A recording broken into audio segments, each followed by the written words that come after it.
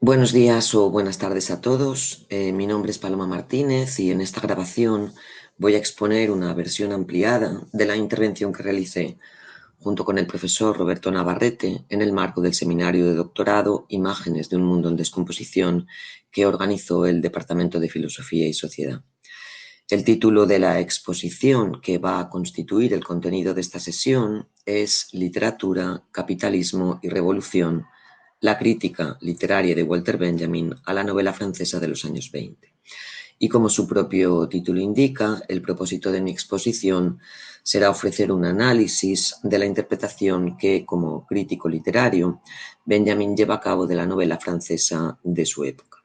Una interpretación que, como voy a ir planteando, estará atravesada por una fuerte motivación política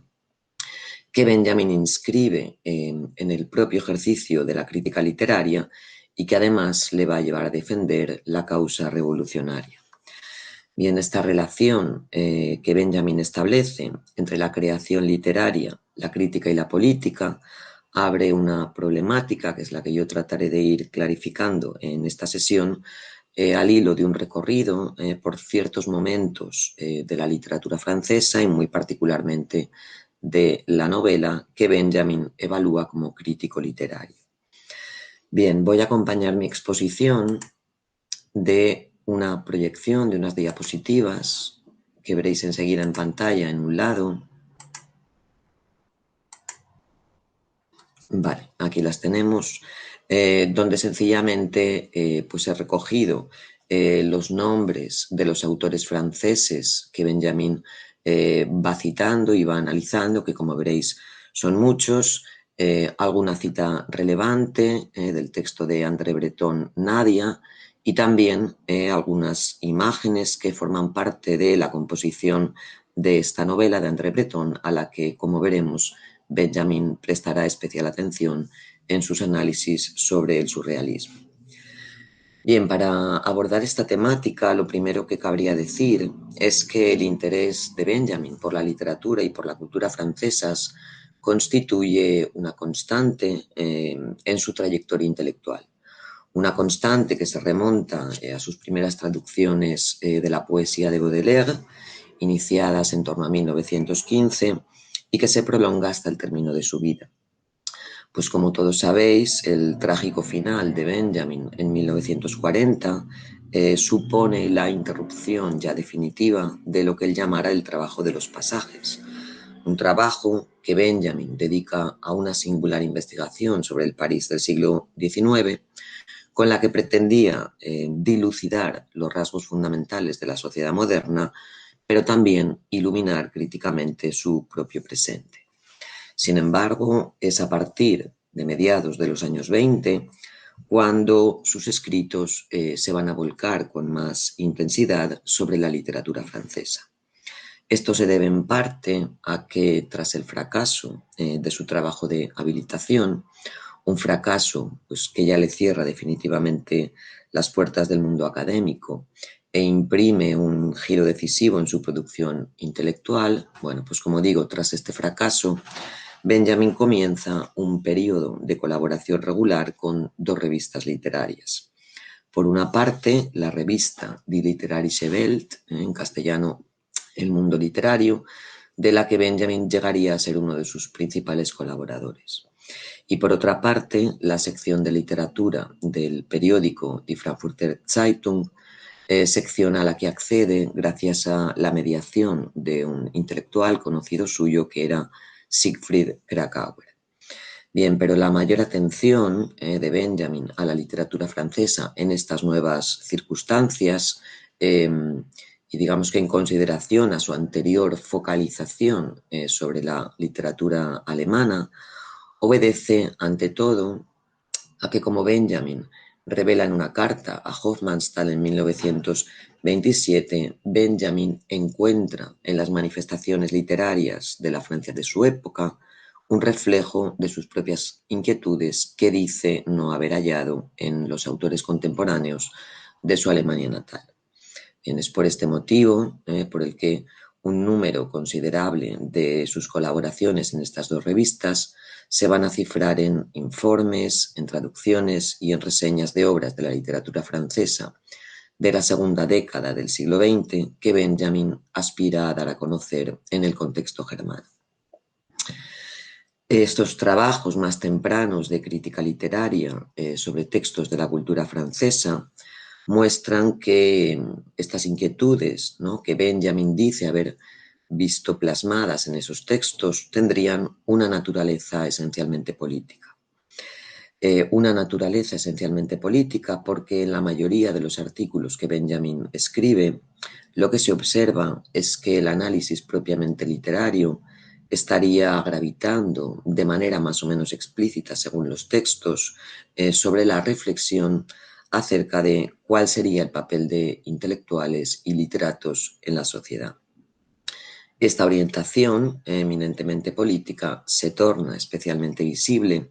en dos de los escritos que Benjamin centra sobre la creación literaria en Francia y que son los que tenéis en la siguiente diapositiva. Bien, en primer lugar, el ensayo titulado El surrealismo, la última instantánea de la inteligencia europea, que Benjamin escribe para Die literarische Welt en 1929. Este texto ha sido objeto de numerosos estudios dentro del marco de la investigación de la obra de Benjamin, pues porque ocupa un lugar desde luego destacado, ¿no?, dentro de esta obra, dadas las conexiones que cabe trazar entre los contenidos que se exponen en este ensayo y el trabajo de los pasajes. Conexiones que además son refrendadas por la propia correspondencia personal de Benjamin. Así Benjamin dice en una de sus cartas que este ensayo contendría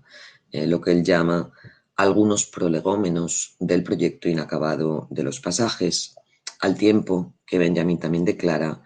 que este proyecto se apropiaría, dice, de la herencia del surrealismo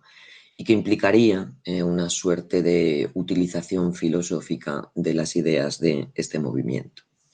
Bien, por otra parte, en 1934, que es un momento en el que la actividad de Benjamin en las dos revistas que he mencionado ha decaído por causas principalmente relacionadas con la coyuntura política en Alemania. Bueno, pues en este momento, en 1934, se publica en la Revista para la Investigación Social un texto, que es el segundo texto que tenéis en la diapositiva, que se titula Sobre la situación social que el escritor francés ocupa actualmente,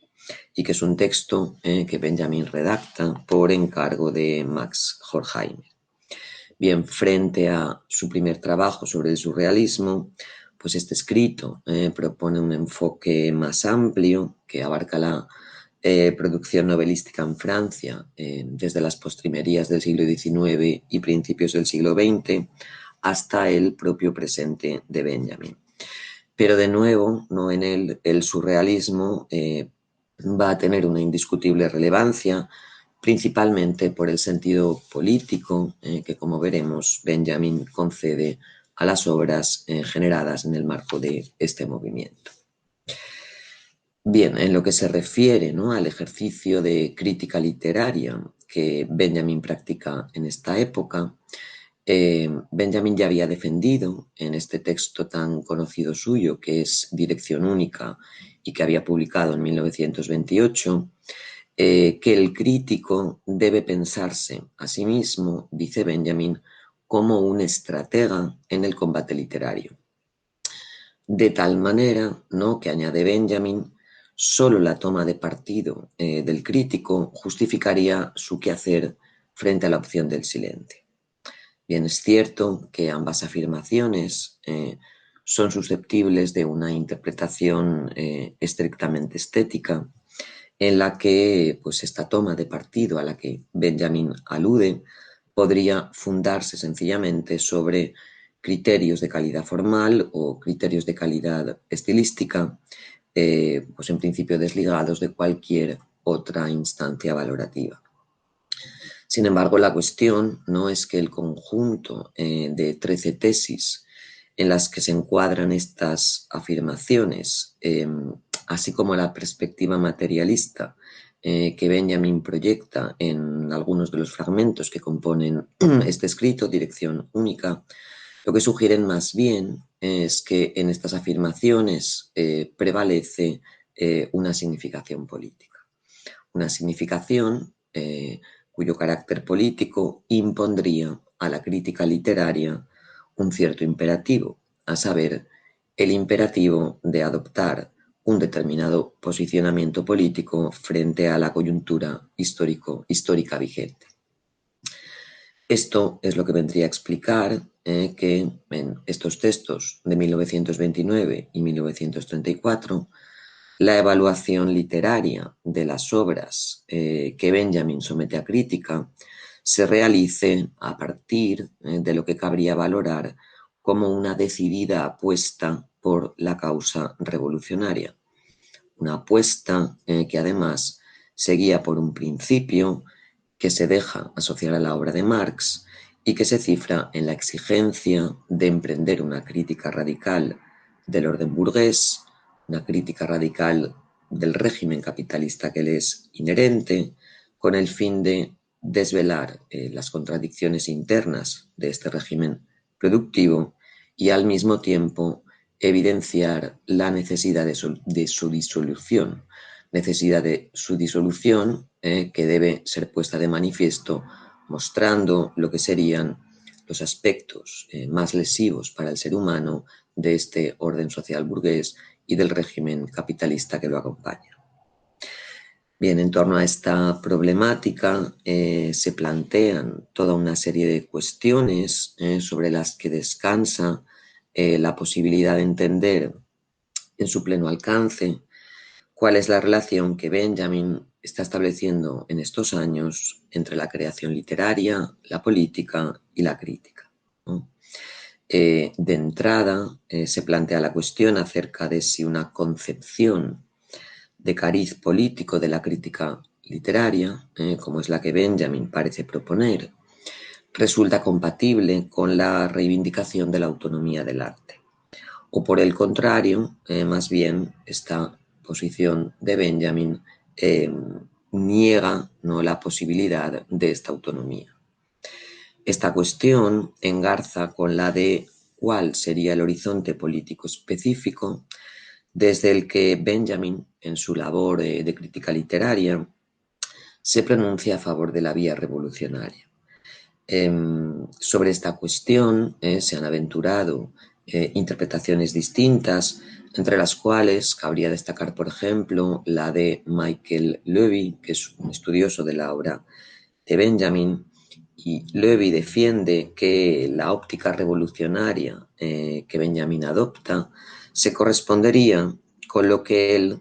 siguiendo en parte a otra autora que se llama Margaret Cohen, llama un marxismo gótico, es decir,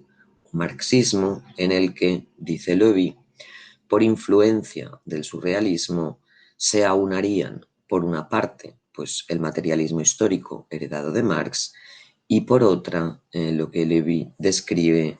como una fascinación por la dimensión mágica de las culturas del pasado y por la integración de ciertos elementos románticos. Sin embargo, a los escritos de esta época, pues también se les ha asignado una posición política de sesgo anarco-vitalista, posición, ¿no?, que, pues, según los autores que defienden esta idea, configuraría el núcleo básico de la teoría política de Benjamin como teoría que, dicen estos autores, se habría forjado precisamente a lo largo de estos años 20. Bien, junto a estas cuestiones, también cabe preguntarse si el enfoque político que Benjamin adscribe a la crítica literaria comporta su atribución a esta crítica de una determinada prerrogativa, ¿no?, que sería la prerrogativa, el derecho a prescribir un posicionamiento político a la propia creación artística, pues en razón de los acontecimientos históricos y sociales que marcan el momento de su ejecución, es decir, que marcan el momento en el que tiene lugar esta creación. Y en esta misma línea también se plantea el problema acerca de pues, cuál sería la postura de Benjamin en lo relativo a la posible demanda de un compromiso político al intelectual o literato. Bien, lo que a mi juicio viene a ponerse en juego, ¿no?, en estos dos últimos interrogantes no es sino el asunto de la legitimidad de una crítica que pretende desempeñar algo así como una labor directriz sobre el arte a partir de ciertas premisas políticas. Bien, esclarecer con el rigor necesario, ¿no?, el modo en que Benjamin se sitúa frente a este conjunto de cuestiones, pues precisaría de un estudio pormenorizado pues de todos aquellos textos en los que Benjamin actúa como crítico literario o teoriza sobre lo que serían las condiciones de la crítica, ¿no? Pero el objetivo que yo me he marcado con esta intervención es mucho más modesto y me voy a limitar a proporcionar una respuesta provisional a estos interrogantes que he señalado, haciendo un análisis hermenéutico del trabajo de crítica literaria perdón, que Benjamin lleva a cabo en estos dos textos que he comentado antes y que seguís teniendo en pantalla, particularmente consagrados a la novela francesa de su tiempo. Bien, tras estas consideraciones introductorias, paso ahora a lo que sería la primera parte de mi intervención, que he titulado La crisis de la intelectualidad europea, siguiendo el ensayo de Benjamin de 1934, y en la que comenzaré abordando la cuestión de la autonomía del arte. Bien, las investigaciones sobre la obra de Benjamin han confluido en señalar que del famoso texto de 1935, La obra de arte en la era de su reproductibilidad técnica, que seguramente conocéis, bueno, pues que de este texto se deduce una crítica a la idea de la autonomía del arte, ¿no? Crítica que conduciría a calificar esta idea de autonomía de mera ilusión ideológica. Y en esta ilusión surgiría tanto de eludir el proceso de construcción social del arte, en el que, digamos, es un proceso íntimamente imbricado con factores materiales, factores tecnológicos y factores políticos, pero es una ilusión que también surgiría de obviar que en el mundo moderno los productos del arte se han transformado en mercancías. Mercancías que estarían sujetas a relaciones de compra-venta que determinarían pues, la propia factura de los productos artísticos conforme a las expectativas del mercado. Bien, en los trabajos de crítica literaria más tempranos, estos de los que nos estamos ocupando, que Benjamin emprende desde mediados de los años 20, y en los que, como he comentado antes, Benjamin pondera el papel de los intelectuales en la sociedad, bien, pues en estos trabajos parecería estar operando una refutación similar a esta idea de la autonomía del arte de aquella que se desprende del texto de 1935. Es decir, que también en estos textos más tempranos parecería estar operando esta tesis o esta refutación, mejor dicho, de la tesis de la presunta independencia del arte, pues de todo condicionante externo a la propia creatividad del artista. Bien, esta es una impresión que además viene a ratificarse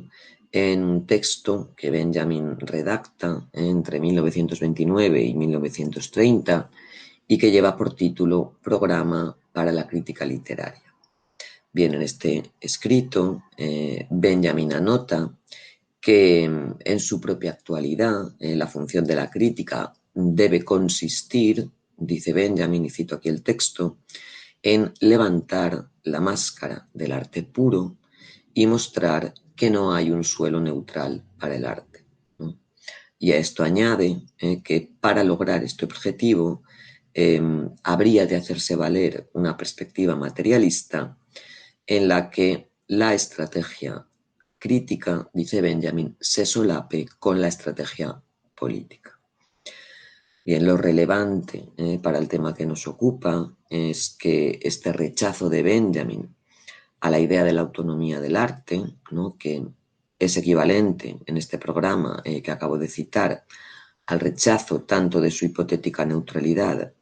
como de la existencia de un arte ajeno, pues, a la mediación del contexto social y de su estructura económica. Bueno, pues como digo, este rechazo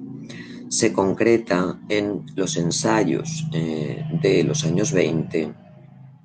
en un postulado que ya había sido sostenido por Trotsky en su obra Literatura y Revolución, ¿no?, y que es un texto al que Benjamin efectivamente se refiere en su artículo sobre el surrealismo y que por tanto conocía. Bien, según este postulado, o lo que plantearía este postulado, es que los intelectuales y los artistas, a través de sus obras, desplegarían una labor política en la sociedad, incluso si esta labor política, digamos que no forma parte de sus intenciones, o los intelectuales se mantienen alejados de cualquier toma de posición explícita sobre las tendencias políticas de la sociedad en la que viven. Bien, según este postulado, ¿no?, o la validez del postulado, lo que plantea es que si nos centramos en el caso de la creación literaria que Benjamin tematiza, bueno, pues las situaciones que se narran en las novelas, los personajes que estas novelas inventan o las acciones que protagonizan estos personajes nunca dejarían de expresar una determinada comprensión de los seres humanos, de su interacción con la realidad y de su interacción con sus semejantes. Esta comprensión, ¿no?, que estaría presente en toda creación literaria, lo que sostiene este postulado es que poseería invariablemente un calado político, pues por concordar, digamos que con mayor o menor grado de cercanía, con lo que sería la visión antropológica y social que subyace a una u otra de las corrientes políticas que se enfrentan en las sociedades modernas. Por tanto, en virtud, ¿no?, de ese posible ajuste o coherencia con alguna de estas visiones, una obra literaria podría ser enjuiciada atendiendo a si, por ejemplo, corrobora las bases ideológicas del partido en el poder, o por el contrario, de ella pues se deriva una concepción discrepante o claramente contraria a estos supuestos ideológicos. Bien, es precisamente en función de este postulado por lo que una de las preguntas clave que encauzan el desarrollo del ensayo sobre la situación social que el escritor francés ocupa actualmente, una de las preguntas clave es formulada por Benjamin en términos de la cuestión, dice literalmente Benjamin, acerca de qué ha hecho la novela del último decenio a favor de la libertad. Una pregunta, ¿no?, que Benjamin, de acuerdo con este postulado de Trotsky, va a enunciar a partir de la idea de que toda novela de su momento histórico pues estaría asumiendo y difundiendo tácita o directamente un cierto posicionamiento frente al problema o la cuestión de la libertad, ¿vale? Un posicionamiento entonces al que el examen de la crítica literaria pues podría reclamar rendir cuentas por sus implicaciones sociales y políticas. Bien, esta cuestión, esta pregunta por la libertad, aparece en este ensayo de 1934 en el contexto de un diagnóstico con el que arranca el texto y cuyo vaticinio Benjamin lee en un texto ciertamente provocador de Apollinaire que se publica en 1916 en el libro El poeta asesinado. Bien, en este libro, y evocando a Licurgo, Apollinaire proclama la necesidad de exterminar a los poetas por sus efectos nocivos sobre la civilización. En fin, un argumento que ya nos es familiar a partir también de textos de Platón. Bien, según Benjamin, Apollinaire, ¿no?, habría augurado con ello el estado de crisis que, a juicio de Benjamin, viven los intelectuales en Europa en lo que respecta a su función en la sociedad. Y para dilucidar la naturaleza de esta crisis que para Benjamin hundiría, dice ahí en el texto, sus raíces en la propia constitución social del capitalismo, lo que hace Benjamin es remontarse a la obra de un autor de la época, Maurice Barrès, con el objetivo de resaltar lo que le entiende que sería el influjo negativo que esta obra de Maurice Barrès habría ejercido sobre los intelectuales de comienzo del siglo XX. Y habría ejercido, según Benjamin, este influjo negativo por causa de lo que Benjamin define como su nihilismo romántico. Bien, para definir en qué consiste este nihilismo romántico, Benjamin da una serie de apuntes, que es que pues, observa en Barrès una abierta exaltación del entusiasmo que generan ciertas doctrinas, pero que se produciría a costa de despreciar los contenidos de esas doctrinas. También Benjamin acusa en su obra un nacionalismo esteticista que, dice Benjamin, propugnaría el cultivo de la sensibilidad en detrimento del cultivo de la reflexión. Y ante todo, atribuye a la obra de Barrès una concepción claramente conservadora y clasista del ser humano que Benjamin ve encarnada en los personajes de una famosa novela de Barrès,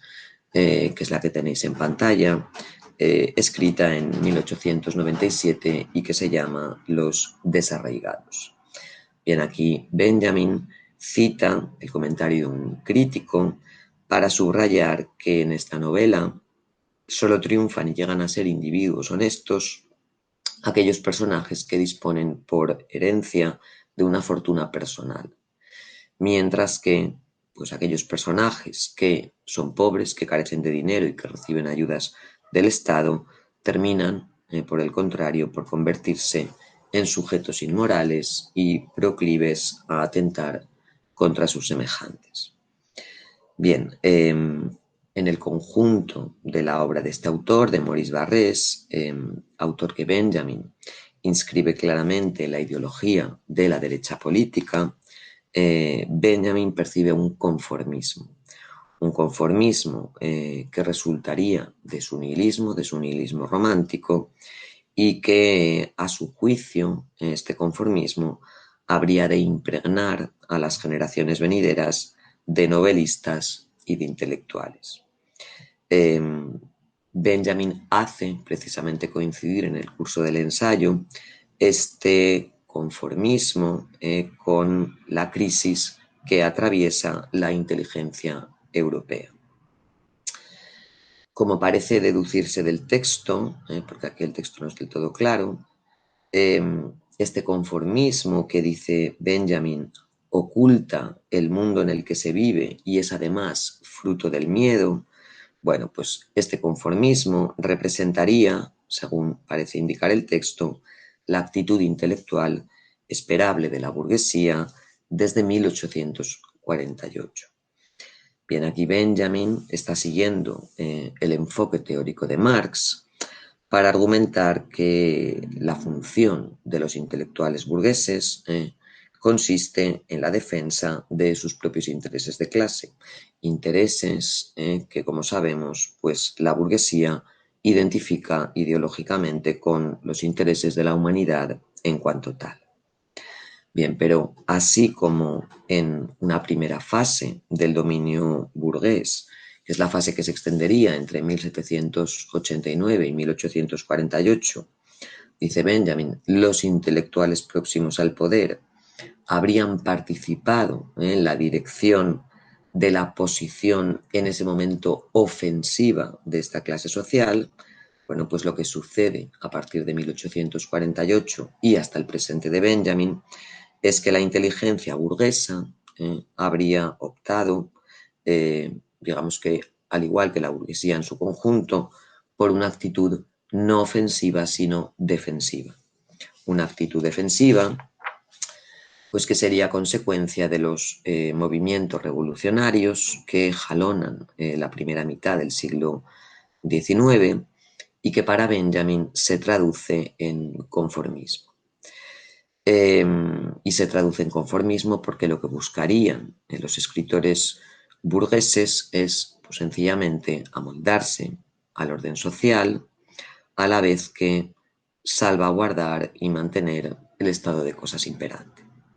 Bien, no obstante, el principal problema que Benjamin detecta en su momento histórico estriba en que ese conformismo se habría instalado, salvo muy contadas excepciones que ahora veremos, en aquellos escritores e intelectuales que, pese a su habitual origen burgués, sin embargo, sintonizarían con la izquierda política o plasmarían en sus creaciones una perspectiva próxima a la causa del proletariado. Bien, aquí la cuestión es que cuando Benjamin aplica el concepto de conformismo a este tipo de intelectuales y literatos que sintonizan con la izquierda política, este concepto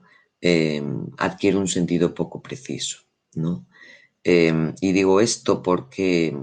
bajo su alcance semántico parecen aglutinarse aspectos dispares como la ausencia de un compromiso con los objetivos de la izquierda política revolucionaria. Conformismo sería también la ausencia de expresión literaria de una noción radical de libertad, la falta de una crítica consistente e igualmente radical a la burguesía y al orden de producción capitalista, y conformismo sería también para Benjamin la persistencia en técnicas novelísticas pues que impedirían a los escritores incidir sobre su propia actualidad. Bien, pero de esta diversidad de facetas, ¿no?, del conformismo que Benjamin despliega, ¿no?, y que denuncia en los intelectuales de izquierdas, se destila o se deja deducir un significado global que permitiría asimilar este conformismo a la ausencia en estos intelectuales de una decidida apuesta, no porque sus obras contribuyan a poner de manifiesto la necesidad de una transformación también radical de la sociedad. Una transformación que además, pues según avanza el texto de Benjamin, cabría considerar acorde con la noción de revolución que Marx defiende a partir de sus análisis del funcionamiento del capitalismo.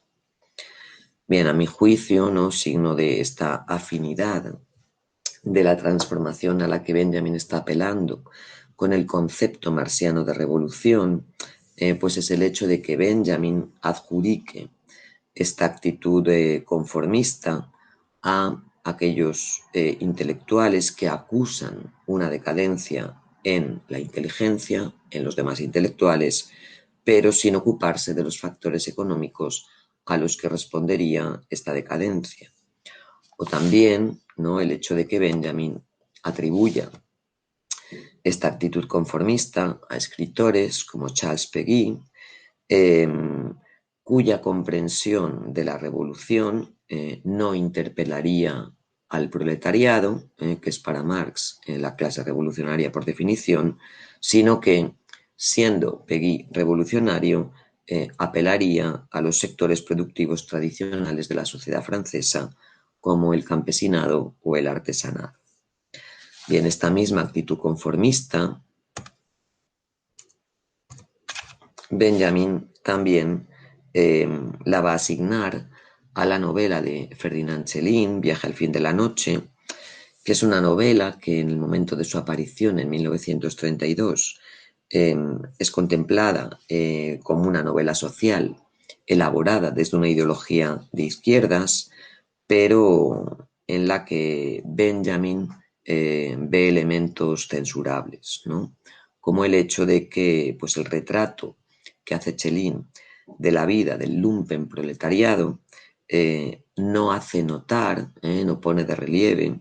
la carencia en este colectivo de aquella conciencia de clase que podría impulsarlo pues, a perseguir condiciones más dignas de existencia.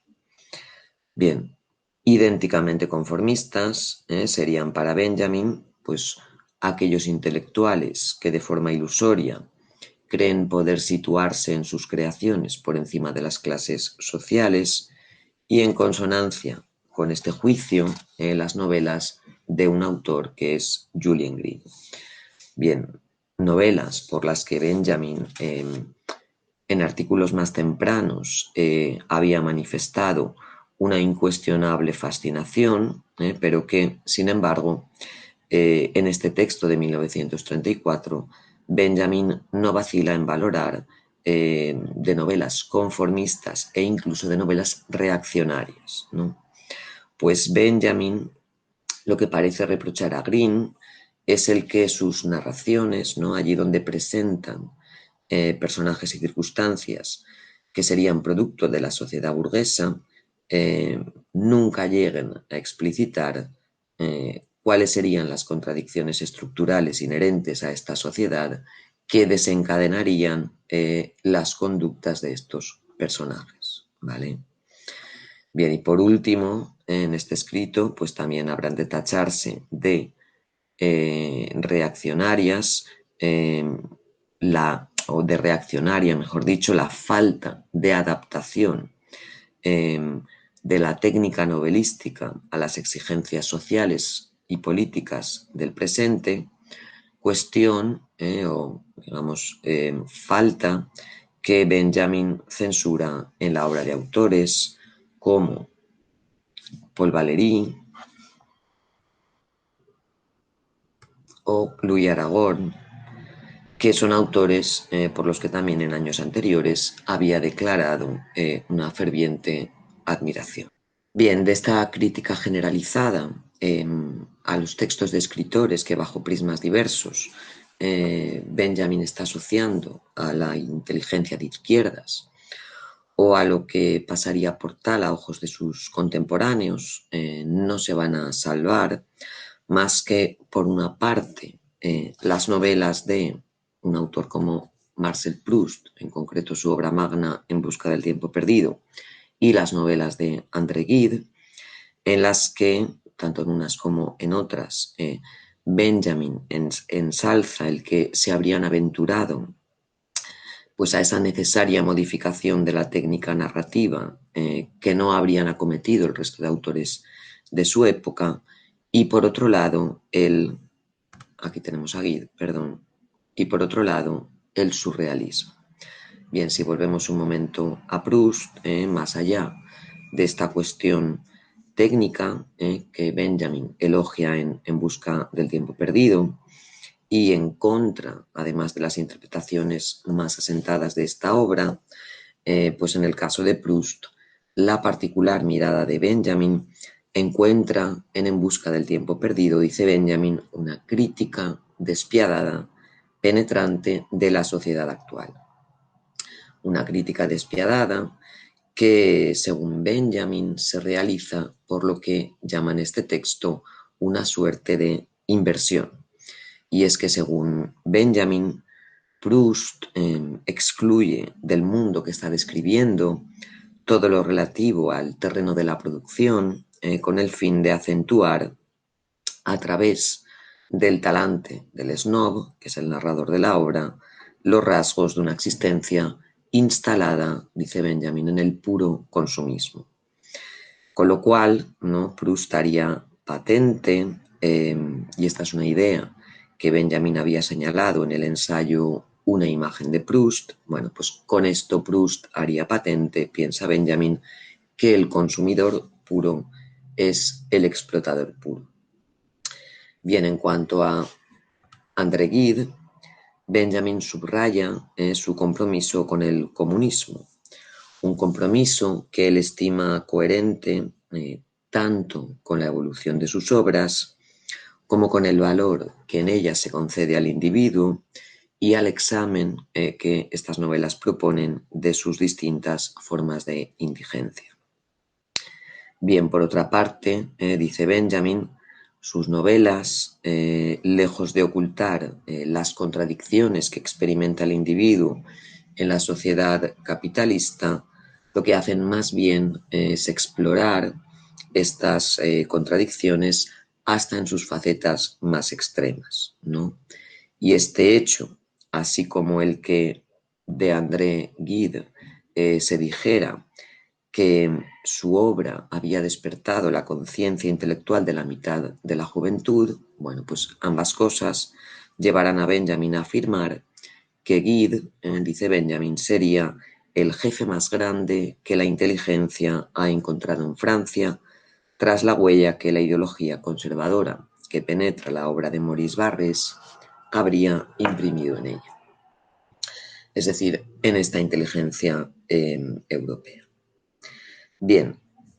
en las novelas de André Gide, Benjamin ubica además ciertos elementos que habrían sido recogidos por el surrealismo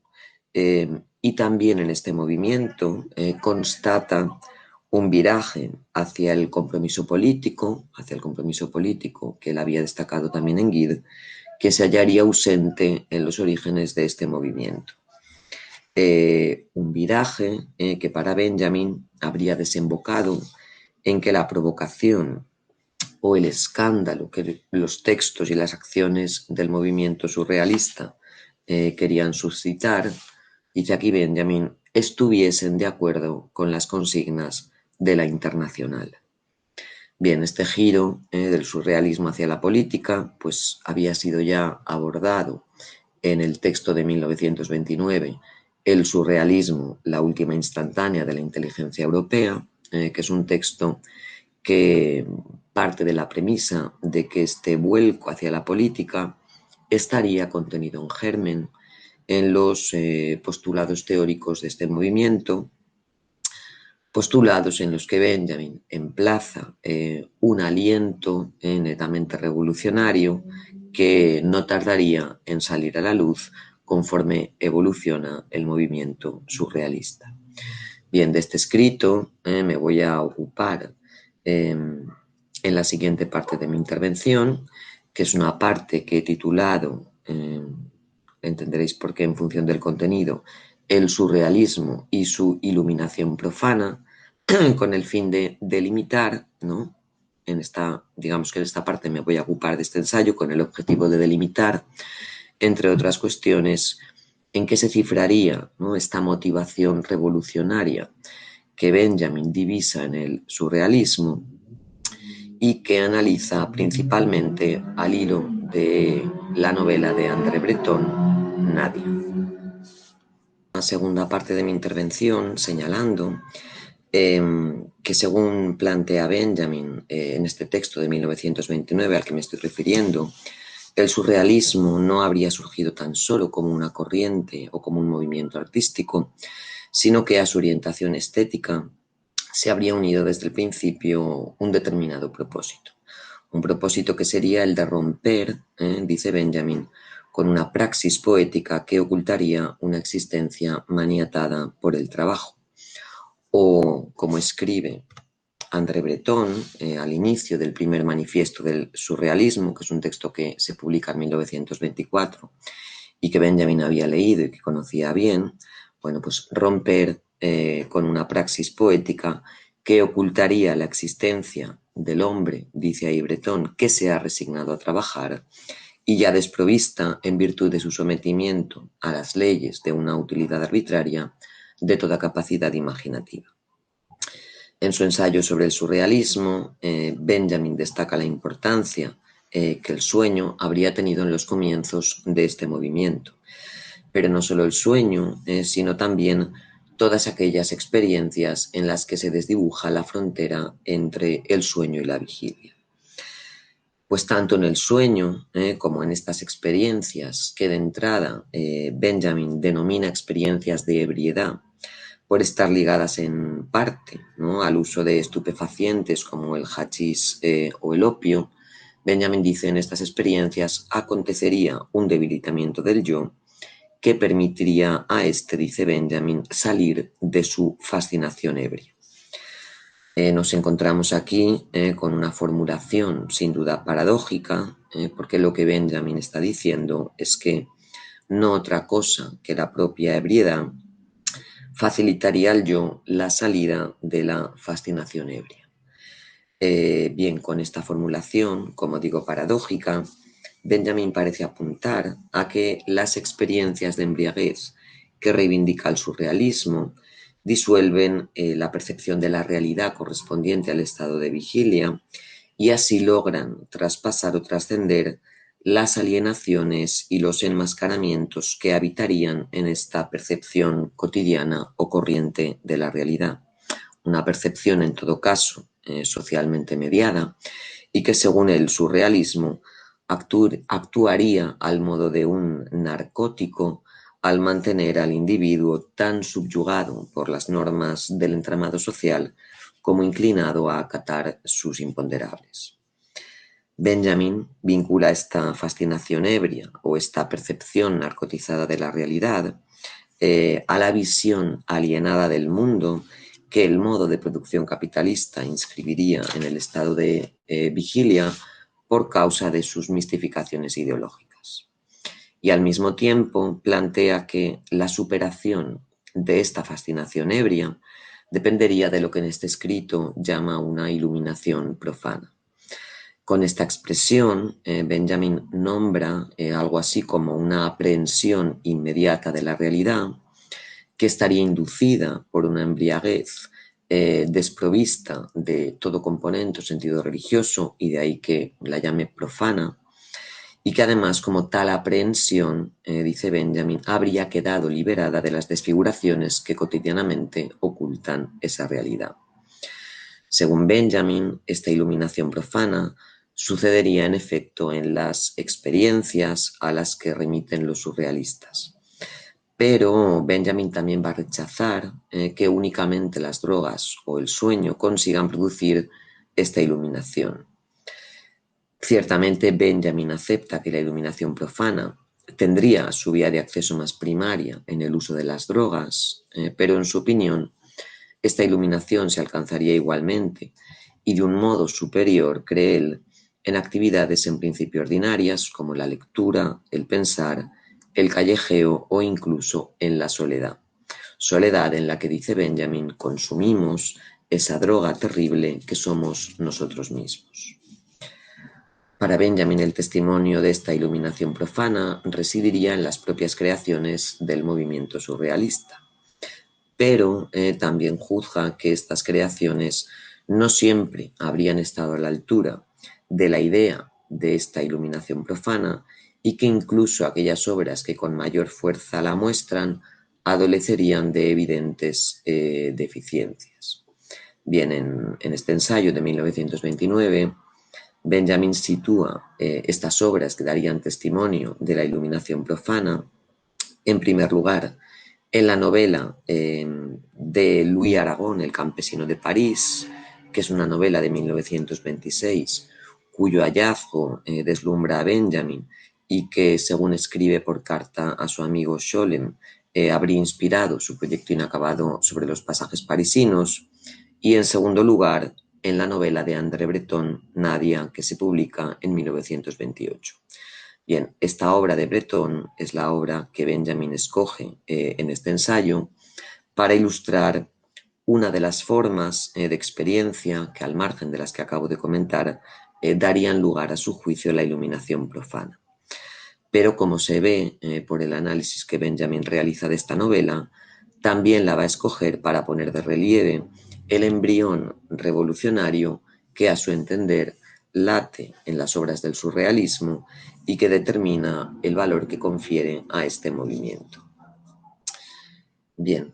Nadia es susceptible, ¿no?, de ser leída al modo de una singular novela y así es como de hecho Benjamin se refiere a ella, ¿no?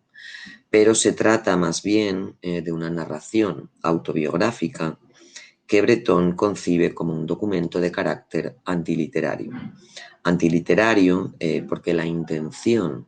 de dejar constancia de una serie de hechos y de vivencias se proscribe emplear cualquier recurso o revestimiento estético.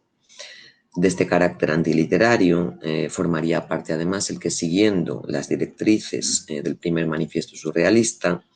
Benjamin renuncia en este documento a hacer uso de la descripción y la reemplaza por más de 40 ilustraciones, entre las que se cuentan fotografías de los lugares que se mencionan en el libro y también dibujos de Nadia, así como algunos documentos gráficos. Bien, mirar, he seleccionado algunas de las imágenes que tienen que ver con los lugares que asisten a los encuentros,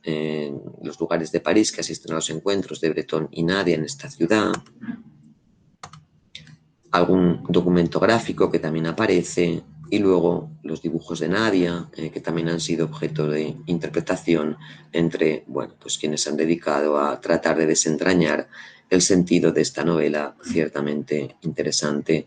y hasta cierto punto enigmática también. Bien, la cuestión es que en contra, ¿no?, de lo que se anuncia en el prólogo sobre el tono de la narración, que precisamente por esta voluntad meramente documental de Breton trata, ¿no?, de copiar, o se dice en el prólogo que trata de copiar el tono de la observación clínica, lo que sucede más bien es que la narración de Breton se construye a través de un discurso en apariencia errático y que estaría plagado de digresiones, de ambigüedades y de claves ocultas. El objetivo de este documento consiste en relatar los encuentros de Breton con una muchacha que ha adoptado el sobrenombre de Nadia y por la que Breton se verá fugaz pero intensamente cautivado a causa de las mismas razones por las que finalmente confesará no poder amarla, ¿no? Y es que Nadia es retratada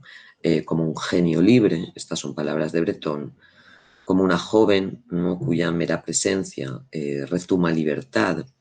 porque ninguno de sus gestos, de sus palabras o de sus comportamientos inesperados se pliega a las leyes de la lógica o a las convenciones sociales. El texto de Breton sugiere que gracias a esta libertad, Nadia se asoma a cada paso a una realidad diferente a la de sus semejantes. Una realidad no comprensible desde parámetros racionales, pero que también la aleja de ellos y que le impide entablar con sus semejantes modos genuinos de comunicación. Es por ello por lo que tras un corto periodo de encuentros diarios, encuentros en los que la viva atracción de Breton hacia Nadia convive un tanto dolorosamente con la imposibilidad de entrar en contacto espiritual con ella y de empatizar con sus reacciones, bueno, pues tras este periodo Breton decide distanciarse de esta joven a pesar de la adoración que Nadia le profesa. Meses después, Breton tiene conocimiento de que Nadia ha sido internada en una institución psiquiátrica de la que ella nunca saldrá. Y este suceso ocasiona que hacia el final del relato Breton arremeta con dureza contra la psiquiatría, contra la privación de libertad que la psiquiatría impone a los individuos y también, ¿no?, contra un orden social que condena a Nadia, dice Breton, a la cronificación de su hipotético trastorno psiquiátrico por su falta de medios económicos para recibir un tratamiento médico adecuado. Ante esta narración, Benjamin interpreta la relación que se desarrolla entre Breton y Nadia como una forma especial de experiencia amorosa que traería consigo una iluminación profana. Y traería consigo esta iluminación por su equivalencia con una experiencia de éxtasis, de arrobamiento, de embriaguez, que despertaría en Breton una visión de las cosas distinta a la cotidiana. Y en ese sentido, en tanto que visión distinta a la cotidiana, dice Benjamin, que dotada de un potencial revolucionario. Bien, así Breton nos da una indicación, que es que cuando está cerca de nadie, dice, está mucho más cerca de las cosas que están cerca de ella. Bueno, pues de esta indicación, Benjamin deduce la similitud de la experiencia de Breton con la experiencia del amor cortés. Porque en el amor cortés, la amada comparece, ante todo, como un vehículo para acceder a un estado de ebriedad capaz de descubrir en lo real facetas que habitualmente permanecerían ocultas o que pasarían desapercibidas. Bien, en concreto, Benjamin alude a la manifestación en este estado de embriaguez de las energías revolucionarias que de forma secreta anidarían, dice él, en las cosas percibidas como anticuadas, en las construcciones de tiempos relativamente cercanos, pero que ya presentan signos de decadencia, en las construcciones, en los objetos que empiezan a caer en desuso o en lo obsoleto y en lo pasado de moda. Según Benjamin, en esta decadencia de este conjunto de objetos y de construcciones que Benjamin va enumerando, se daría a ver la miseria originada por el capitalismo. Una miseria que no solo cobra una dimensión social, sino que, dice Benjamin, se propaga sobre las cosas esclavizadas y que esclavizan. Cosas esclavizadas, porque dada su conversión en mercancías, habrían sufrido la degradación de ser puestas al entero servicio de la ganancia económica, y cosas que al mismo tiempo esclavizarían a los seres humanos al condenarlos a su producción incondicionada. Bien, nadie más que el surrealismo, anota Benjamin, habría reparado en que la captación de esta miseria cristaliza en lo que él llama nihilismo revolucionario, es decir, en una impugnación del orden vigente que tendría en la visión de la miseria que origina el capitalismo el motor del impulso hacia la transformación social. Y aquí Benjamin va a invocar de nuevo un texto atribuido a Apollinaire en el que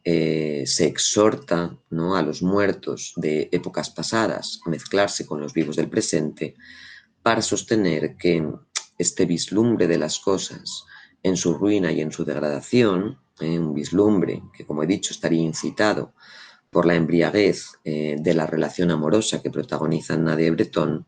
dice Benjamin, supondría este vislumbre una permuta de la mirada histórica sobre lo que ya ha sido por la mirada política. Sobre la base de esta idea, el análisis de Benjamin de esta novela de Breton pues se encamina principalmente a sacar a la luz todos aquellos aspectos de esta novela en los que aprecia una significación político-revolucionaria. Entre ellos, un pasaje en el que Breton declara vivir en una morada de cristal, haciendo gala así de un deseo de transparencia y de exhibicionismo moral, en el que Benjamin localiza la virtud revolucionaria por excelencia. Virtud revolucionaria por excelencia, pues porque se trataría de una actitud opuesta al celo con el que la burguesía, con el objetivo de satisfacer sus intereses privados, resguarda de toda exposición pública lo que valora como sus propios asuntos privados. Otro de los aspectos, ¿no?, en los que Benjamin aprecia una significación político-revolucionaria es la mención de Breton de los arrebatadores días de saqueo llamados de Sacco y Vanzetti. Bien, Breton se está refiriendo aquí a unos días efectivamente de saqueo que ocurrieron en París y en otras ciudades europeas después de la ejecución en 1927 de Sacco y Vanzetti, que eran dos sindicalistas anarquistas en una cárcel de Estados Unidos. Bien, los disturbios se produjeron en el Boulevard Bonne Nouvelle, es decir, en el Boulevard de la Buena Nueva. Y entonces, a propósito del nombre de este boulevard, Benjamin trae a colación un pasaje en el que Breton comenta que precisamente este boulevard se habría distinguido, dice Breton, y cito aquí el texto, como uno de esos puntos estratégicos que busco en lo tocante al desorden y acerca de los cuales me empeño en creer que subrepticiamente me son dadas ciertas orientaciones. Orientaciones cuya naturaleza Breton no explica, pero que dice no rechazar cuando en ellas se ponen en juego, dice aquí Breton, el más absoluto sentido del amor o de la revolución y la negación de todo lo demás, ese nihilismo revolucionario al que había apelado Benjamin. Pero Benjamin también detecta connotaciones político-revolucionarias en los lugares de París por los que Breton pasea con Nadia y que asisten a sus encuentros, ¿no? Y es que, a su entender, estos lugares aparecerían en la novela gracias a la presencia misma de Nadia como fortificaciones a conquistar por las masas en una eventual revuelta, ¿no? Pues porque, según Benjamin, la figura de Nadia, con su genio libre, ajeno a los dictados y a las normas sociales, y cuya rememoración por parte de Breton pues no se deja desligar de estos entornos, bueno, pues él dice que esta figura de Nadia encarnaría el exponente de aquello que podría inspirar a las masas a la acción revolucionaria. Bien, a partir de esta interpretación de la novela de Breton, Benjamin defiende que la paulatina politización del surrealismo desde sus inicios, una politización pues, que se habría visto acelerada por acontecimientos como la guerra de Marruecos, dice él, esta politización habría sido esencialmente estimulada por la hostilidad, cito aquí el texto, de la burguesía ante cualquier demostración radical de libertad de espíritu, ¿no? Porque esta actitud de hostilidad pues sería la que habría exacerbado, la que habría, digamos, exagerado la oposición revolucionaria del surrealismo al orden burgués. Bien, como recordaremos, en el ensayo de 1934 sobre la situación social del escritor francés, Benjamin se formulaba la pregunta acerca de qué habría hecho la novela a favor de la libertad. Bien, se trata, sin embargo, de una pregunta que ya habría sido en parte respondida en este texto de 1929, ¿no? Y habría sido respondida en el punto en que Benjamin afirma que los surrealistas poseerían un concepto radical de libertad que, dice Benjamin, no ha habido en Europa desde Bakunin, pero sin que esto implique, como veremos de inmediato, que Benjamin pretenda alinearse con los principios del anarquismo. Bien, para dar prueba de esta tesis, de que habría un concepto radical de libertad en el surrealismo, Benjamin cita un pasaje de la novela Nadia, en el que, tras el internamiento de esta muchacha en el psiquiátrico, Breton verbaliza lo que cree que es un pensamiento profundamente arraigado en ella y que él habría contribuido a fomentar, a saber, el pensamiento, dice Breton, de que la libertad, lo tenéis ahora en esta diapositiva, la libertad adquirida en este mundo a costa de mil y una renuncias, de entre las más difíciles, exige que disfrutemos de ellas sin restricciones durante el tiempo que podamos, al margen de toda consideración pragmática, y ello porque la emancipación humana, entendida desde el punto de vista revolucionario más elemental, que no deja de ser la emancipación humana en todos sus aspectos, sigue siendo la única causa digna de ser servida. Bien, no obstante, a las deficiencias que Benjamin acusa en el modo en que las novelas del surrealismo pretenderían evidenciar aquellas experiencias en las que él registra una iluminación profana, pues se suman otras insuficiencias que provendrían de otros aspectos de este movimiento que serán objeto de crítica en este ensayo. Así Benjamin admite, ¿no?, que todo acto revolucionario comportaría una dimensión de ebriedad o de embriaguez, dimensión que él lleva a confluir con lo que denomina su componente anarquista, ¿vale? Pero a su vez, Benjamin piensa que hacer valer exclusivamente este componente anarquista, que Benjamin identifica con la finalidad del surrealismo de ganar las fuerzas de la embriaguez para la revolución, bueno, pues él dice hacer valer exclusivamente este componente resultaría tan unilateral como ineficaz. Por un lado, dice Benjamin, Este componente anarquista relega la obligada preparación metódica y disciplinaria que requiere la revolución y añade, lo relega a favor de una praxis, dice, no sin cierta ironía, que oscila entre el ejercicio y la verbena, ¿vale? Y por otra parte, Benjamin dice también que este componente anarquista obviaría lo constructivo y dictatorial de la revolución. Afirmación pues en la que el término dictatorial se deja conectar con la dictadura del proletariado, a la que se refiere el Manifiesto Comunista, que es un texto que Benjamin nombra al final de este ensayo. Bien, en este sentido,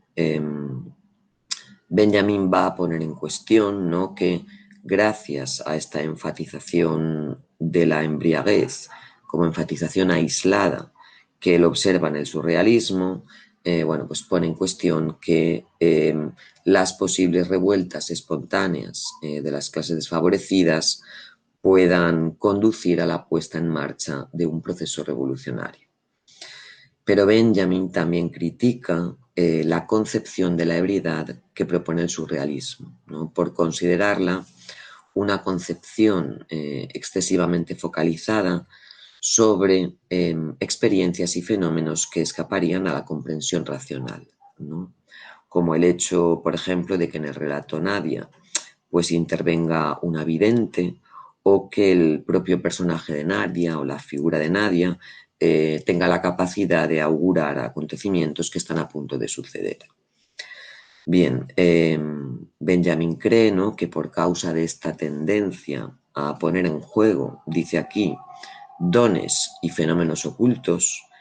tendencia que además a su juicio estaría sustentada sobre prejuicios románticos, bueno, pues él dice que por causa de esta tendencia el surrealismo no lograría aprender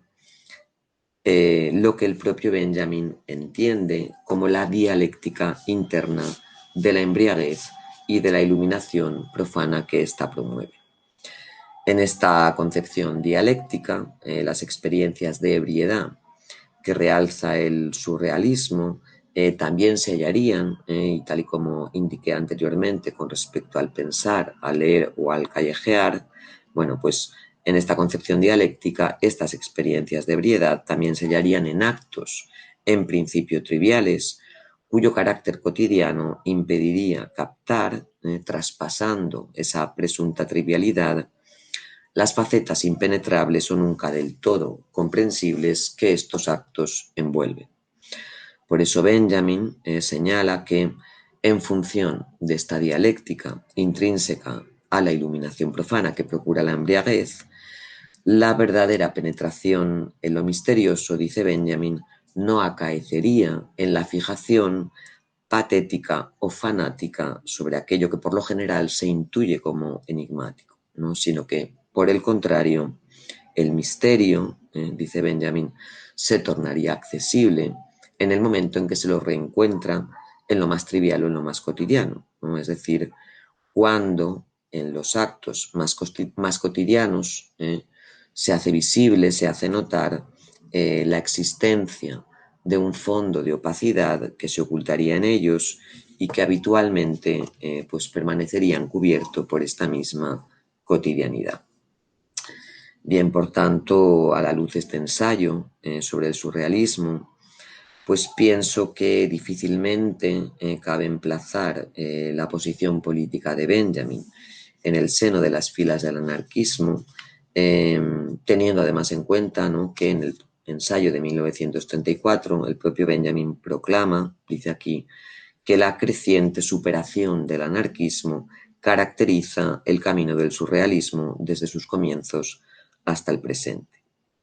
Bien, pero por otra parte, creo que la fórmula marxismo gótico pues tampoco acierta a definir esta posición política de Benjamin, porque el hecho de que Benjamin acentúe el cariz político revolucionario del surrealismo no se funda en modo alguno sobre la evaluación positiva de la atracción de este movimiento por lo irracional, o por la evaluación positiva de sus elementos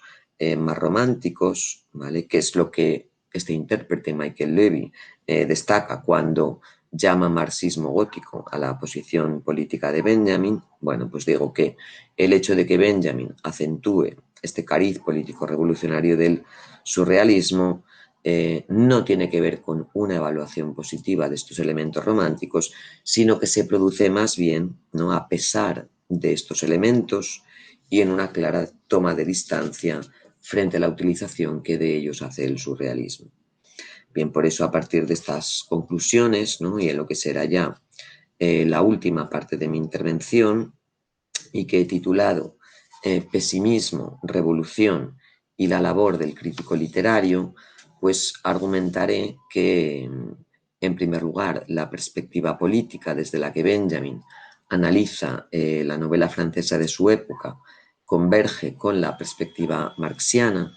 y finalmente examinaré de qué forma este horizonte político determina la tarea que Benjamin se asigna a sí mismo como crítico literario. Bien, paso entonces a esta tercera parte. Como acabamos de ver, el problema que Benjamin percibe en el surrealismo radica en la insuficiencia de lo que estima su componente anarquista para activar un movimiento revolucionario, ¿no? Por eso, en su ensayo de 1929, Benjamin remite a la necesidad de encauzar adecuadamente pues esta intención surrealista de, según lo interpreta Benjamin, ganar las fuerzas de la embriaguez para la revolución. Y esta idea se concreta en la de adoptar una actitud opuesta a la de la socialdemocracia. Socialdemocracia que era pues la corriente dominante en la izquierda política de su momento histórico. Bien, al igual que hará años más tarde en las tesis de este conocidísimo texto llamado Sobre el concepto de historia, Benjamin advierte ya en 1929 en la socialdemocracia un optimismo recalcitrante que llevaría a esta tendencia política a depositar en el futuro toda promesa y esperanza de cambio, ¿no? Toda promesa y esperanza de cambio, inhabilitando entonces a esta corriente para la lucha por la transformación del presente. Bien, sin embargo, y a pesar de las críticas que hemos visto que Benjamin hace al surrealismo, cuando Benjamin se propone delimitar esa actitud contraria a la de la socialdemocracia que el surrealismo debería adoptar, no se desplaza tampoco fuera de los márgenes del propio surrealismo. ¿Por qué? Pues porque Benjamin ubica el lugar de nacimiento de esta actitud contraria a la socialdemocracia en la obra, La Revolución y los intelectuales, que es una obra que el sociólogo francés Pierre Naville, partícipe del movimiento surrealista, escribe en 1928. Bien, en este ensayo, Naville se pregunta si la revolución exige de una previa modificación espiritual del proletariado que ha de llevarla a cabo, de manera que entonces pues la revolución solo sería viable una vez el influjo espiritual de los intelectuales revolucionarios sobre el proletariado hubiera anulado, ¿no?, el poder alienante de la ideología burguesa sobre esta clase social, o, ¿no?, dice Naville, si por el contrario esta modificación espiritual únicamente podría darse una vez realizada la revolución y gracias al desmontaje de los fundamentos materiales que sostienen tanto la cultura burguesa como las alienaciones que esta cultura entraña. Bien, en su obra, en esta obra La Revolución y los intelectuales, pues Naville se decanta por esta segunda opción, ¿no?, de la disyuntiva que se expresa en su pregunta. Y para Benjamin, el surrealismo se habría ido aproximando cada vez más a esta tesis, que es una tesis de naturaleza materialista, que Benjamin asimila por un lado con la respuesta comunista a este interrogante y por otro también asimila con lo que Naville llama la organización del pesimismo, en tanto que organización por la que Naville aboga en contra del optimismo socialista. Este pesimismo, ¿no?, a favor del cual Nabil se pronuncia, sería además coherente pues con el hecho de que su posición en este texto que le escribe se construye a partir de una doble asunción, ¿no? En primer lugar,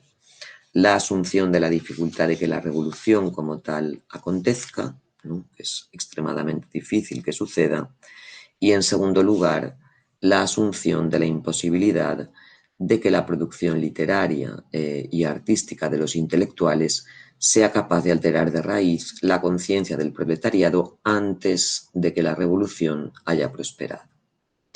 Bien, es por esto por lo que en un primer momento Benjamin interpreta esta organización del pesimismo en el sentido de un decidido ejercicio de desconfianza, dice Benjamin, hacia el destino de la literatura, hacia el destino de la libertad, de la humanidad europea y hacia el destino de todo hipotético entendimiento entre las clases, las naciones y los individuos. Bien, de esta desconfianza solo cabría excluir, apunta Benjamin, no sin ironía de nuevo, a la IG Farben, que era un conglomerado de industrias químicas, y el perfeccionamiento de la Luftwaffe, del ejército del aire alemán, sobre los que, dice Benjamin, habría que proyectar una confianza ilimitada. Bien, desde luego con una lucidez sorprendente, Benjamin parece intuir la importancia que estas dos instancias adquirirían tras el ascenso al poder del partido nazi, ¿no? Para el que pues, este conglomerado de industrias químicas, la IG Farben, acabaría fabricando el gas ciclón B que se utilizó en los campos de concentración para el exterminio de los seres humanos. Bien, pero lejos, ¿no?, de lo que pudiera parecer, el pesimismo que Nabil defiende y que estribaría en este ejercicio de desconfianza ilimitada no comporta una negación de la capacidad de colaboración de los intelectuales con la causa revolucionaria. Antes bien, ¿no?, que el surrealismo deba aceptar como tarea la organización del pesimismo, se traduce en que el surrealismo, dice aquí Benjamin, cito literalmente el texto, debe expulsar fuera de la política la metáfora moral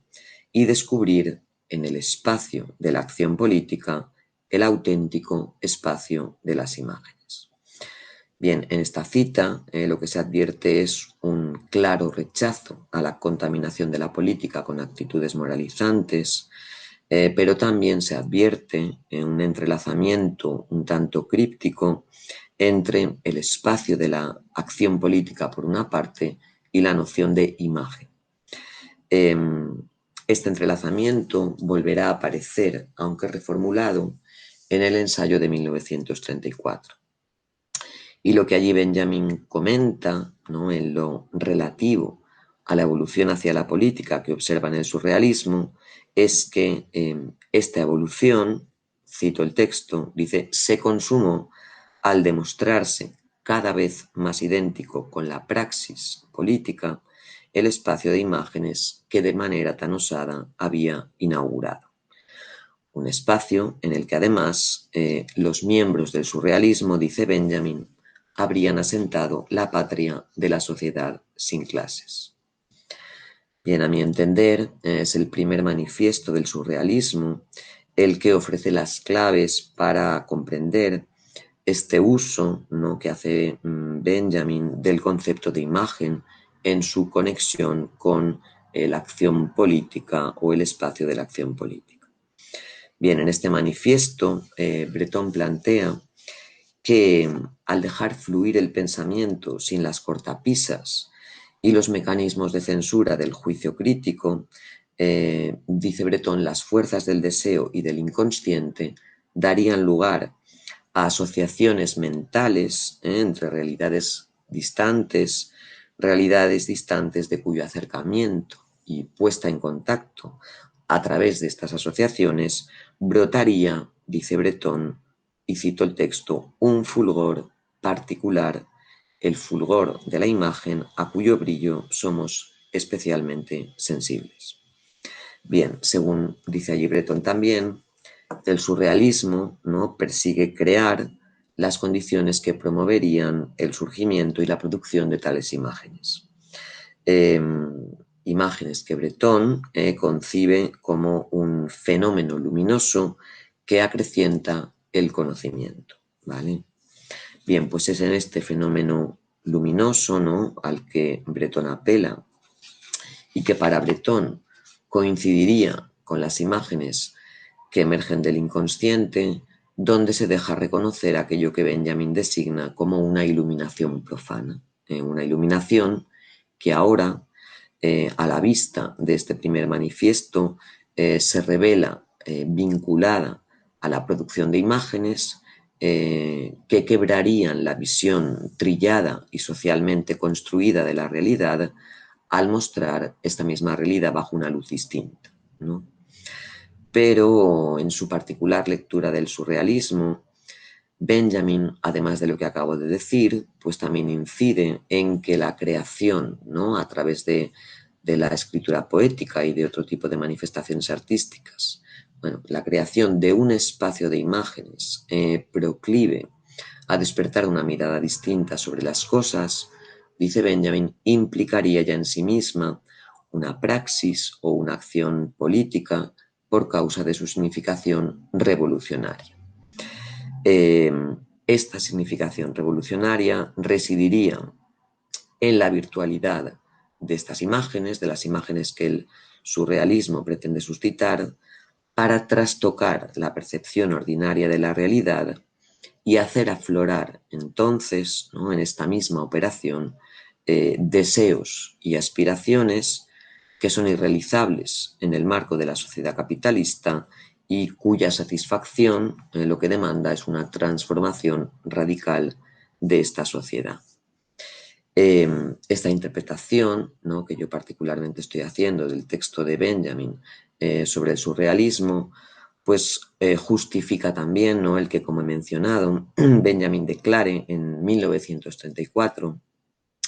que los surrealistas habrían situado en este espacio de imágenes la patria de la sociedad sin clases. Pues con esto Benjamin estaría indicando, ¿no?, que en estas imágenes que generan las obras del surrealismo y a las que Benjamin adscribe además una tensión revolucionaria, bueno, pues que en esas imágenes se esbozaría la figura de una sociedad y de una forma de existencia de la que ya se habrían desvanecido tanto la miseria como la injusticia que ocasionan las perpetuas contradicciones del modo de producción capitalista.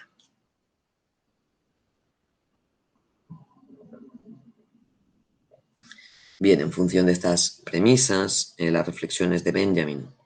en este ensayo desembocan en un razonamiento que ratificaría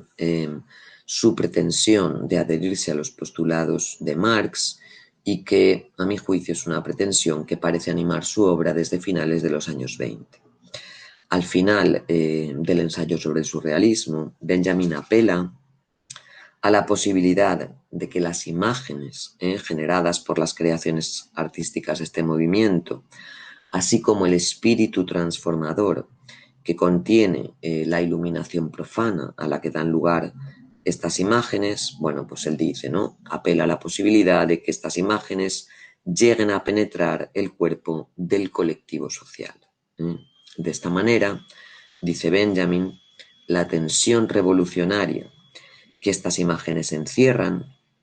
podría tener por efecto la inervación del cuerpo colectivo, con lo cual quiere decir, ¿no?, que esta tensión revolucionaria podría actuar en el cuerpo colectivo como una incitación a la acción. Una incitación a la acción por medio de la cual las imágenes que habrían penetrado en el colectivo se convertirían, señala Benjamin, en descarga revolucionaria, ¿no? Y es precisamente en este momento, y solo entonces, subraya Benjamin, cuando se habrá superado, estoy citando literalmente, cuando se habrá superado la realidad hasta el punto en que lo exige el manifiesto comunista. porque podríamos añadir nosotros, pues la puesta en marcha de un proceso revolucionario lo que haría es poner los cimientos para la instauración de una futura sociedad sin clases. Bien, en conexión con esta idea y de acuerdo con la respuesta que da Nabil a la pregunta sobre la relación entre los intelectuales y la revolución,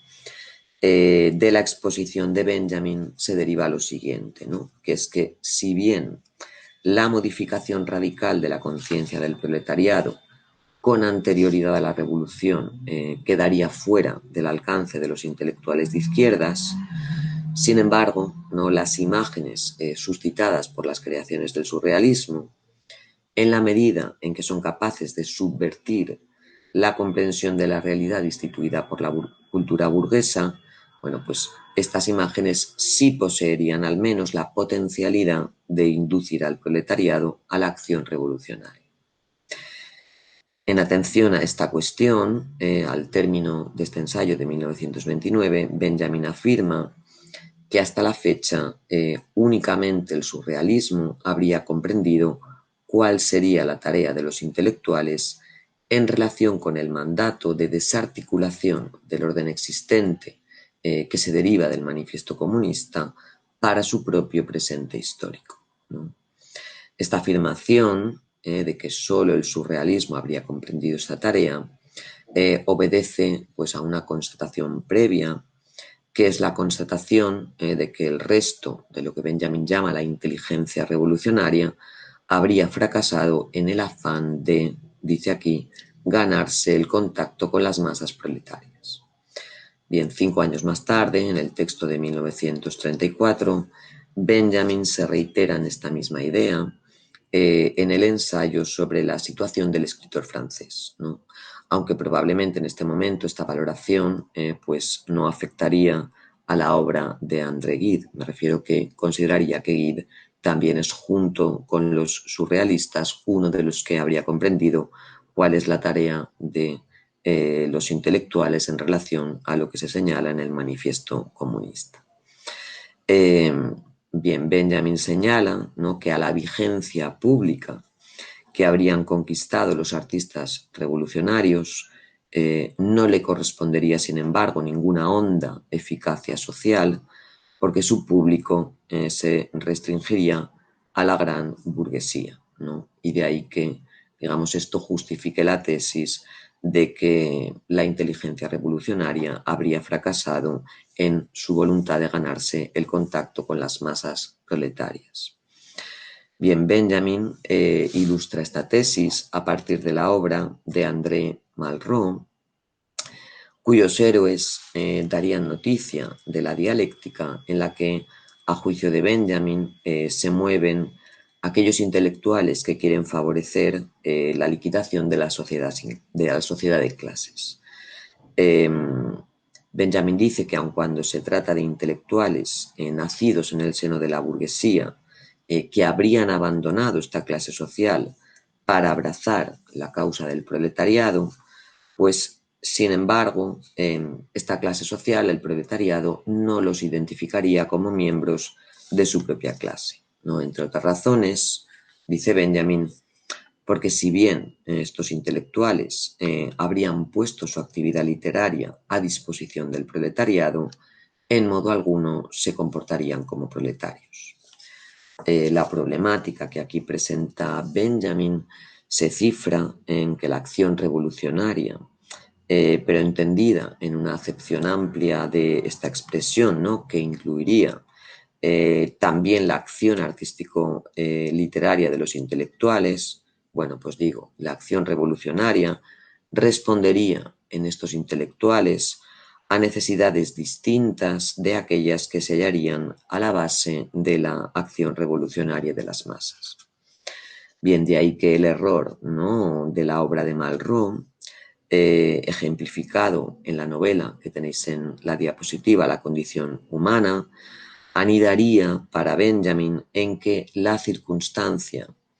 que en esta novela motiva al intelectual a la acción revolucionaria, y que en esta novela es su soledad, Bueno, pues el error de la obra es que esta soledad es contemplada como un rasgo esencial de esta condición humana, lo cual obvia, dice Benjamin, que la acción revolucionaria de las masas viene impulsada por circunstancias y por motivaciones muy diferentes.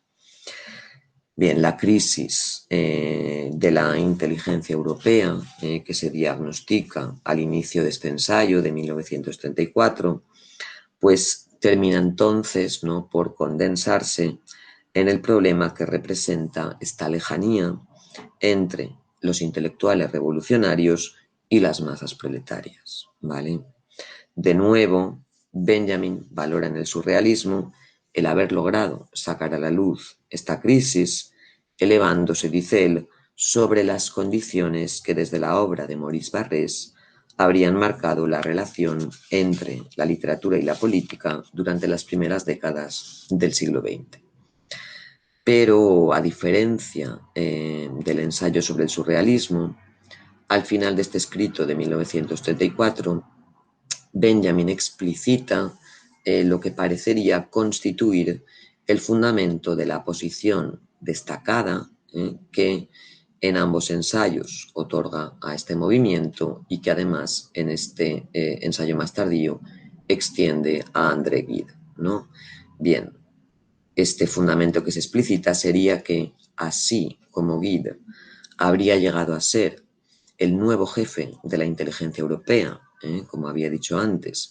porque su trayectoria intelectual lo habría encaminado a comprometerse con el comunismo, pues entonces Benjamin parecería estar señalando que el surrealismo habría sobrepasado en relevancia y en eficacia políticas al resto de la inteligencia revolucionaria, también por su progresiva evolución hacia la militancia política en el Partido Comunista.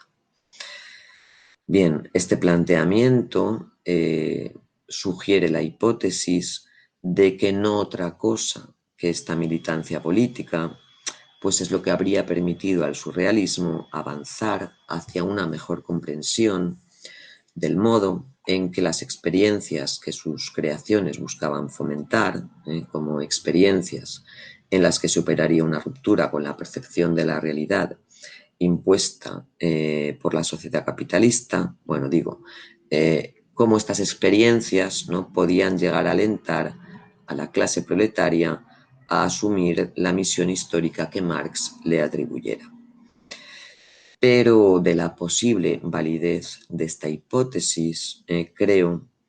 que no cabe deducir que en su labor de crítico literario de la novela francesa, Benjamin esté planteando, ¿no?, que esta militancia política sería el requisito indispensable para soslayar, para eludir el conformismo que Benjamin denuncia en los intelectuales de su época. Ni tampoco creo que se deduzca que Benjamin esté reclamando de los intelectuales de izquierdas pues un abierto compromiso político con partidos revolucionarios, ni tampoco que esté prescribiendo pautas a la creación artística pues desde la voluntad de orientarla hacia el cumplimiento de los objetivos políticos de estos partidos revolucionarios. Bien, si no creo esto es porque esta deducción no se contradice pues con el hecho de que Benjamin excluye muy tajantemente de este conformismo que denuncia en la intelectualidad europea a un autor como Marcel Proust, un autor que, con justicia o sin ella, ha sido recurrentemente asociado a la derecha política y cuya vida además se habría mantenido por completo alejada, ¿no?, de cualquier horizonte de compromiso político activo. Bien, sin duda, ¿no?, en los dos ensayos que he abordado en esta sesión, Benjamin manifiesta sin ambages, ¿no?, sin ningún disimulo, que su ejercicio de crítica literaria arranca de la convicción de la necesidad de rehabilitar un proyecto revolucionario que debe aspirar a trascender el estado de cosas existente. Pero esta posición política se traduce en esencia en el empeño de Benjamin por dar a ver a los intelectuales que pretendían influir sobre la realidad social según los principios de la izquierda política, bueno, pues en darles saber que no solo habrían errado, ¿no?, en los medios escogidos para alcanzar este fin, sino que además, y en contra de sus deseos, estas estrategias fallidas que habrían puesto en práctica pondrían indefectiblemente sus creaciones al servicio de la pervivencia del orden social burgués. Bien, en este sentido, cabría decir que los juicios que Benjamin proyecta sobre las obras de Proust, de Guide y del surrealismo gravitan sobre la intención de alumbrar, ¿no?, ejemplos de producciones literarias que, pues, al margen de sus más que evidentes diferencias, sí tendrían en común, ¿no?, el realizar una crítica de la sociedad de su tiempo extremadamente lúcida y radical, ¿no? Tan lúcida y radical que para Benjamin pues supondrían una aportación verdaderamente significativa a la apertura de cauces susceptibles de propiciar una futura transformación de esta sociedad capitalista burguesa en la dirección que Marx señalara. De esto que estoy diciendo, pues daría razón el que en el caso particular de Proust, Benjamin no se limite a enfatizar lo revolucionario de la técnica narrativa que articula su obra, sino que su evaluación de En busca del tiempo perdido también se funda, ¿no?, sobre lo que Benjamin llama el lado subversivo de la obra de Proust. Un lado subversivo que consistiría en que los ataques de la obra de Proust a los aspectos más consolidados del mundo burgués harían tambalearse, según plantea Benjamin, los pilares que lo sustentan hasta el borde de su desintegración. Y así visibilizarían en Proust, dice Benjamin, a un desencantador implacable de su propia clase social, es decir, de la burguesía. Por eso, ¿no?, la conclusión que implícitamente arroja este texto de 1934 en lo que respecta a la pregunta por el valor de la novela para la cuestión de la libertad estriba en que, pues, en contraste con tantas otras novelas, las de estos autores, Proust, Guide y el surrealismo, habrían realizado algo reseñable por la libertad, ¿no? Y es que si para Marx las leyes coactivas de funcionamiento del régimen de producción capitalista privarían de libertad a todos los miembros de la sociedad burguesa y no solamente a la clase de los desposeídos, bueno, pues las obras de estos escritores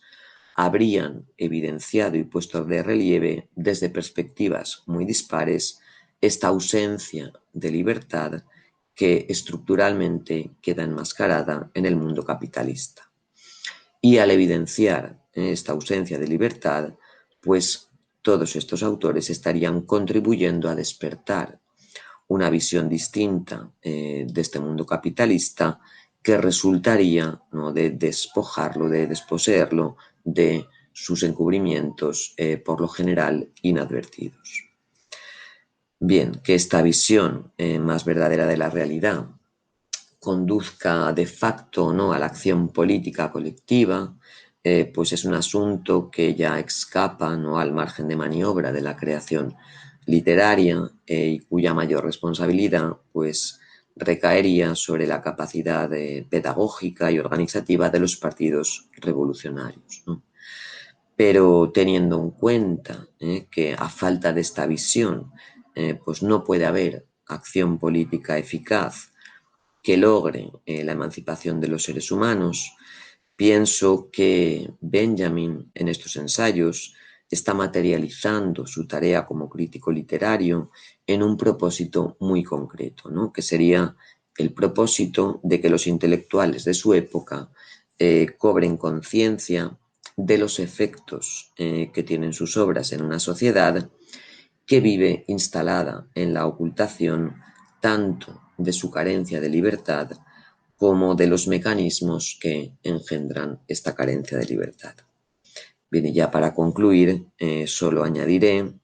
que a este propósito de Benjamin, pues habría subyacido la confianza, ¿no?, en que esta toma de conciencia por parte de los intelectuales podría conducir a que sus creaciones, en lugar de sostener y reforzar esta ocultación intrínseca al capitalismo, pues acabaran, por el contrario, por sumarse a las fuerzas que trataban de disolverla. Bien, y con esto concluye esta sesión que hemos dedicado a la cuestión de la crítica literaria y la política en Walter Benjamin, que espero que haya sido de vuestro interés y bueno, pues que os motive a leer y profundizar en estos dos ensayos de Benjamin que yo he querido analizar a lo largo de mi intervención. Un saludo a todos y hasta otra ocasión.